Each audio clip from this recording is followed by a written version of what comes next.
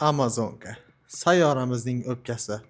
U yer yuzidagi kislorodning katta qismini ishlab chiqaradi va uglerodni o'ziga singdiradi.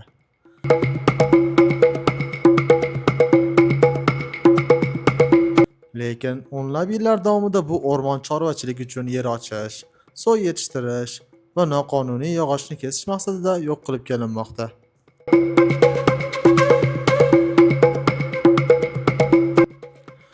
Olimlar avvaldan ogohlantirib kelishgan. Agar o'rmonning 20-25% yo'qolsa, ekotizim o'z-o'zini tiklay olmay qoladi va savannaga aylanib qoladi.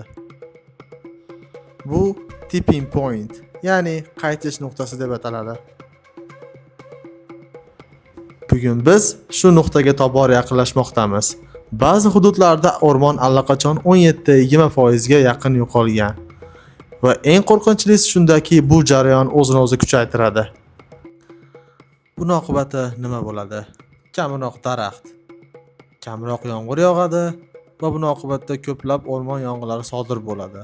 Va qarabsizki, yanada kamroq daraxtlar qoladi. Bu yerda muammo shundaki, hukumatlar iqtisodiy manfaatlarini ustun qo'yib, ilmiy ogohlantirishlarga o'z vaqtida javob bermadi.